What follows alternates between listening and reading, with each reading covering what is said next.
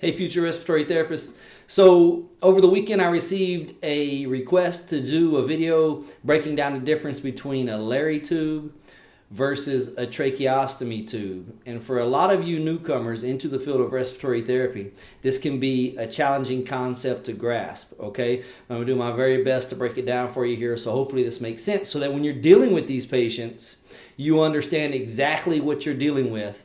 And more importantly, if you're dealing with these patients in a situation that may turn into an emergency situation, you know how to treat them correctly. Okay, so let's just break down the difference first, and then we will talk about how to treat them and things you would do in situations that might arise that would require some critical thinking on your part to know how to properly manage this patient in an emergency situation. Okay, so first of all, we've got Lary tube on the left, tracheostomy tube on the right, and I've just got 3 points for each of them that will summarize the difference in between the two. Okay, so the first one, we're talking about Lary tube. You're talking about an airway that bypasses the upper airway following, okay, P with a line over it is post laryngectomy. And when we say laryngectomy, we're talking about total laryngectomy to where the entire larynx, the vocal cords, and all components of the larynx are removed. Okay, that's what a total laryngectomy is. And what you're left with is basically the larynx, if you remember, connects the upper airway being the nasopharynx, the oropharynx, and the pharynx to the larynx and then to the trachea.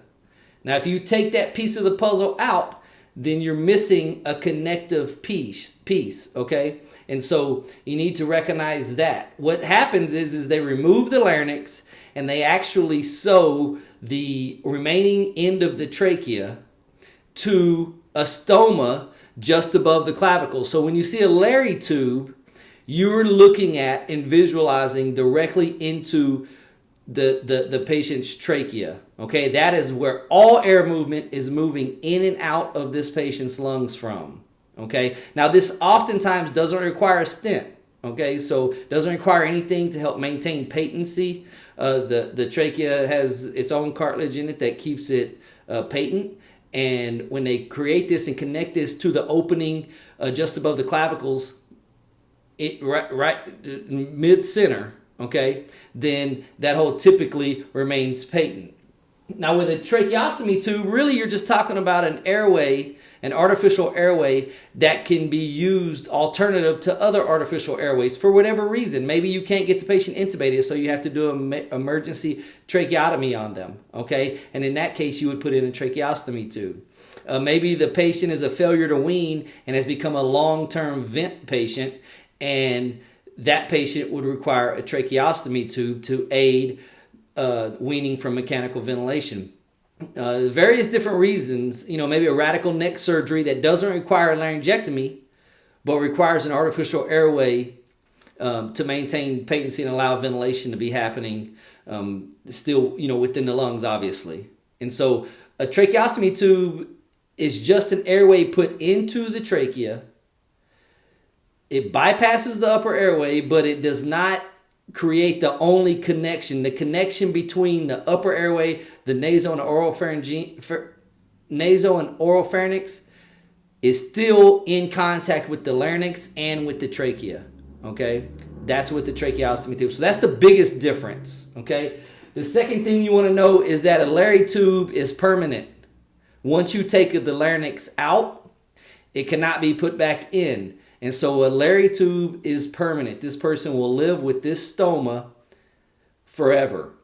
Okay? A tracheostomy tube, they can be permanent, but most of the time they are just a temporary artificial airway used to facilitate or maintain a patent airway or facilitate mechanical ventilation until it's no longer needed. So tracheostomy tubes typically come out at some point. Not always, but typically. Okay?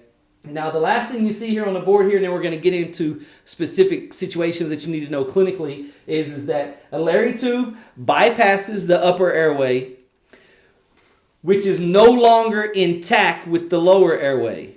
Okay, so like I said earlier, if you take the larynx completely out, you have a gap between the upper airway and between the trachea. and they're no longer connected to each other.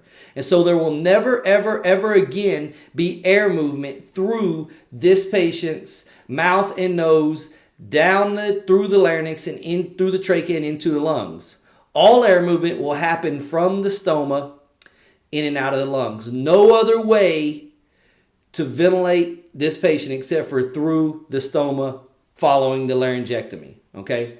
Now with the tracheostomy tube, this also bypasses the upper airway. But the upper airway, remember, is still intact. So it's still there. Okay? It hasn't been removed. It hasn't been eliminated. It hasn't been taken away. You've just basically taken a shortcut to allow ventilation to happen without obstruction and to facilitate mechanical ventilation. Okay?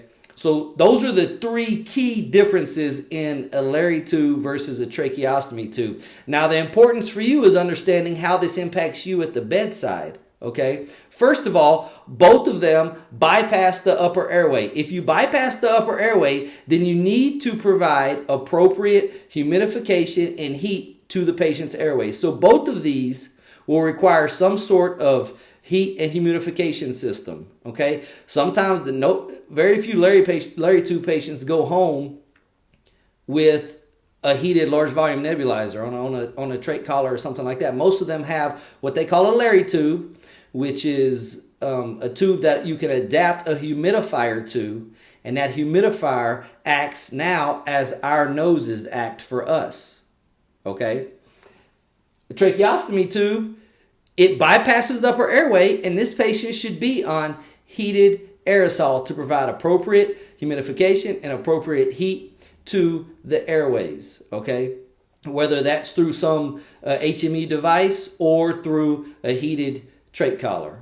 Okay? So those are some concepts that you want to grasp clinically. Understanding that both of these patients' secretions can dry up if appropriate heat and humidification is not applied. Okay? Now, the only other thing from that is understanding that if an emergency situation happens, okay, what do? You have to know this in the back of your mind. You have to be on your toes, because if you get called to a patient who is either coding or is in respiratory distress and you have to offer mechanical ventilation, whether it be via a bag mask, a ventilation, or you need to put them on a ventilator, how do you establish your airway? And that's the key thing that you need to understand here, okay? If you get called to a room for a patient who has had a laryngectomy and is on a Lary tube, then you have to understand that you cannot bag this person via the nose and mouth through the nasal and oropharyngeal airway, okay? You can't do it. So don't even try. You have to ventilate this person through their stoma. It's no longer connected to the oropharynx and the nasopharynx. Okay? So trying to bag mask ventilate this patient will not result in success. You're going to have to establish an airway directly into their stoma to properly ventilate this patient. Okay? Now your tracheostomy tube, let's say you get called to a room and you have an emergency situation there. Let's say a tracheostomy tube comes out.